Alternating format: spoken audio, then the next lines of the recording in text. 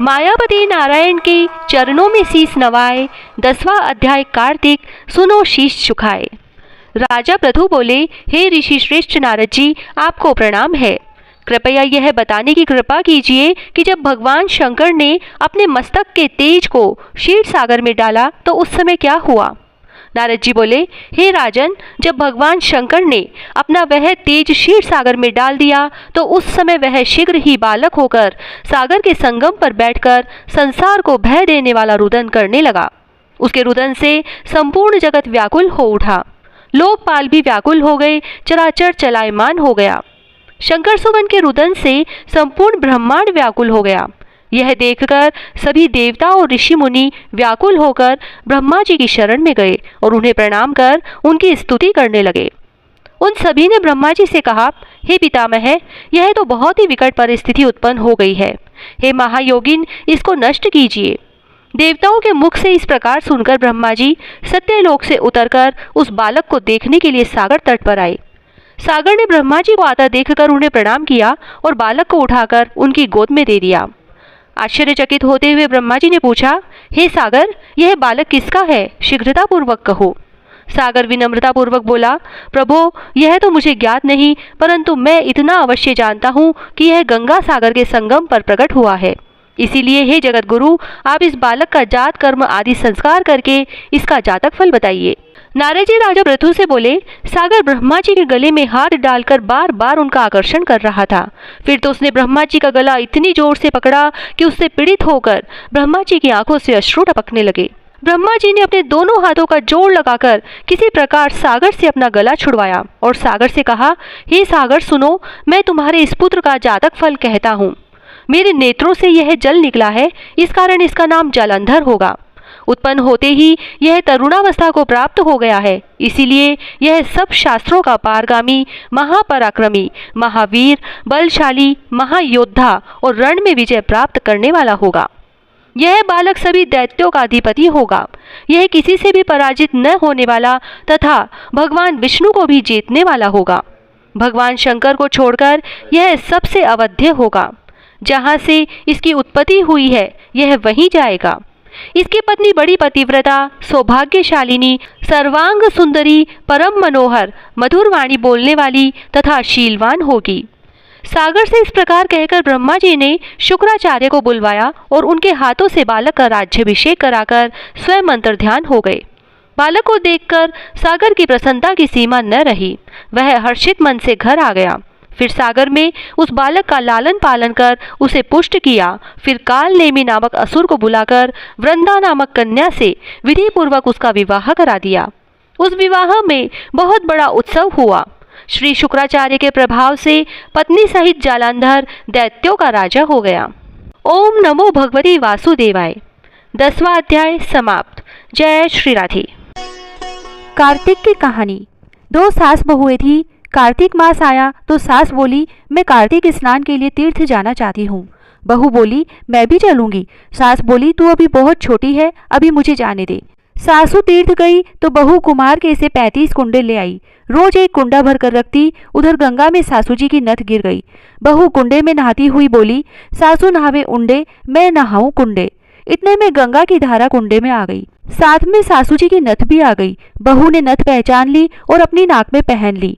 महीना पूरा हुआ, सासू जी आई। बहू सामे लेने लगी तो सास नथ देखकर बोली कि तू यह कहाँ से लाई? तो बहू बोली, यह तो मेरे कुंडे में गंगा की धारा के साथ आ गई।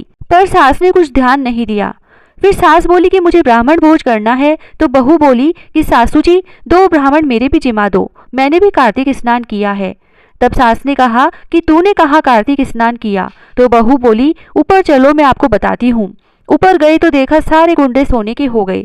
बहू बोली, मैं रोज कुंडा भर कर रखती और सुबह जल्दी उठकर नहाती और उल्टा करके रख देती। तब सासू जी बोली कि बहू, तू तो बहुत भाग्यवान है जो साक्षात गंगा जी तेरे पास आई। तूने श्रद्धा और विश्वास से कार्तिक स्नान किया तो भगवान ने तुझे फल दिया।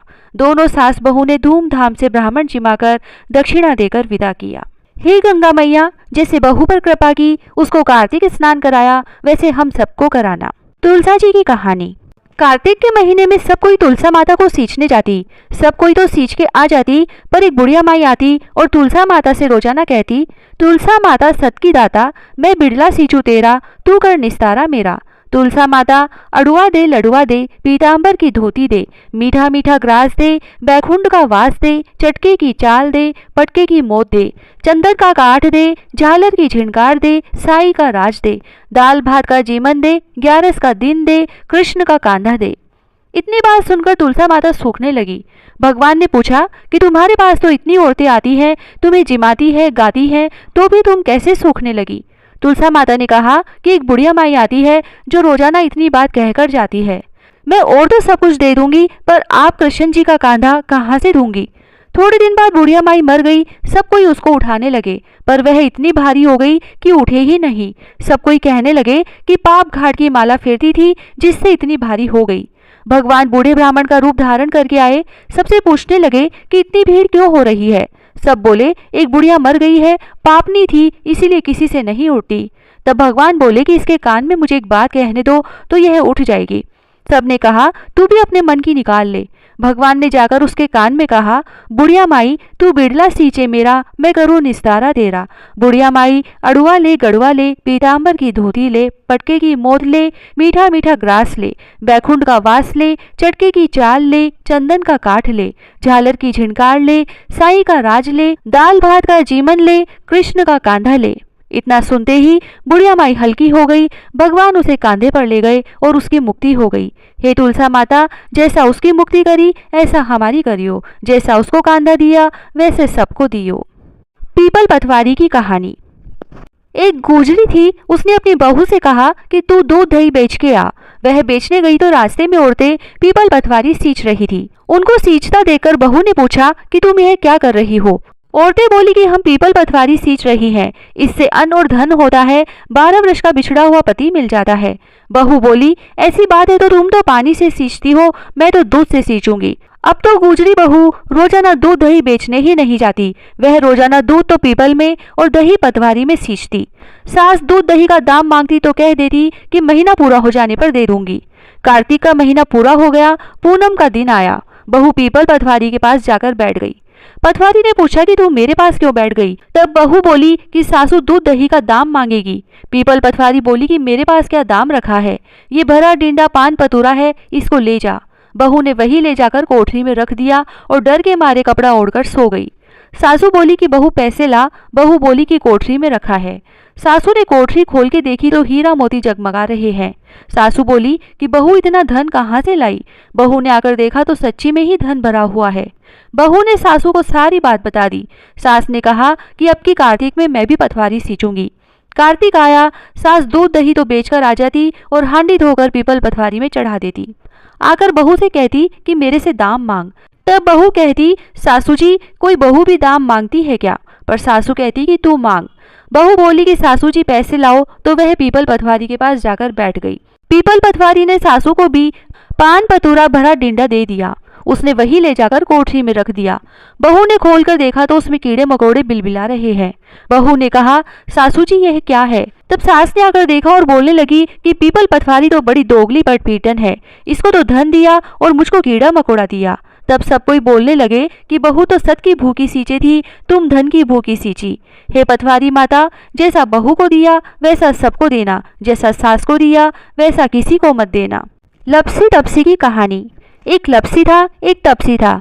तपसी तो भगवान की तपस्या करता। लपसी रोजाना 1.25 सेर का हलवा बनाकर भगवान को भोग लगाकर टाली हिलाकर जीम लेता। एक दिन दोनों में झगड़ा हो गया। लपसी बोला मैं बड़ा, तपसी बोला मैं बड़ा, क्योंकि मैं भगवान की तपस्या करता हूँ।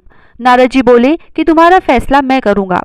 दूसरे दिन तपसी नहाकर आने लगा तो नारद जी ने 1.25 करोड़ का मुंदड़ा तपसी के आगे गिरा दिया। उसने आंख खोलकर देखा तो मुंदड़ा पड़ा था। उसने उठाकर पैर के नीचे दबा लिया और तपस्या करने लगा।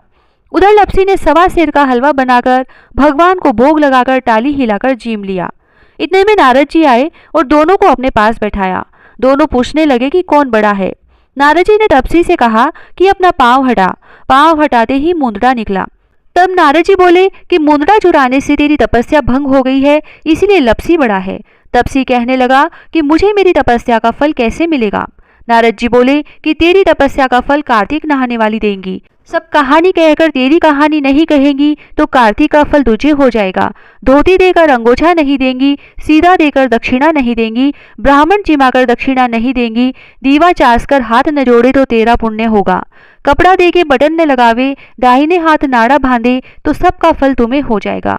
और इतना कहकर नारद जी चले गए। लपसी को फल लपसी ने हो जो, तपसी को फल तपसी ने हो जो, माँ की कथा कहानी को फल माँ ने हो जो। बिंदाई जी की कहानी। एक बुढ़िया माई थी, वह मिट्टी के गणेश जी की पूजा करती थी। वह मिट्टी के गणेश जी रोज बनाती, रोज गल जाते। सामने एक सेठ का मकान बन रहा था तो वह वहां जाकर बोली कि पत्थर का गणेश बना दो। मिस्त्री बोले जितने में हम तेरा पत्थर का गणेश गढ़ेंगे उतने में अपनी दीवार न चीनेंगे। बुढ़िया बोली कि राम करे तुम्हारी दीवार टेढ़ी हो जाए। अब उनकी दीवार टेढ़ी हो गई। वो बनावे और ढा देवे, बनावे और ढा देवे। इस तरह करते करते शाम हो गई। शाम को सेठ आया और उसने कहा आज कुछ भी काम नहीं किया। तो मिस्त्री कहने लगे कि एक बुढ़िया आई थी, वो कह रही थी कि मेरा पत्थर का गणेश गढ़ दो। हमने नहीं गढ़ा तो उसने कहा कि तुम्हारी दीवार टेढ़ी हो जाए, जब से दीवार सीधी ही नहीं बन रही। सेठ ने बुढ़िया को बुलवाया और कहा कि हम तुझे सोने का गणेश मढ़ देंगे, हमारी दीवार सीधी कर दो। सेठ ने बुढ़िया को सोने का गणेश मंडवा दिया और सेठ जी की दीवार सीधी हो गई। हे बिंदायक जी महाराज, जैसे सेठ की दीवार सीधी करी वैसे सबकी करना। कहता न सुनता न हुकारा भरता ने सारे परिवार की रक्षा करना। हे कार्तिक महाराज, सबकी मनोकामनाएं पूरी करना, सबकी रक्षा करना। जय श्री राधे।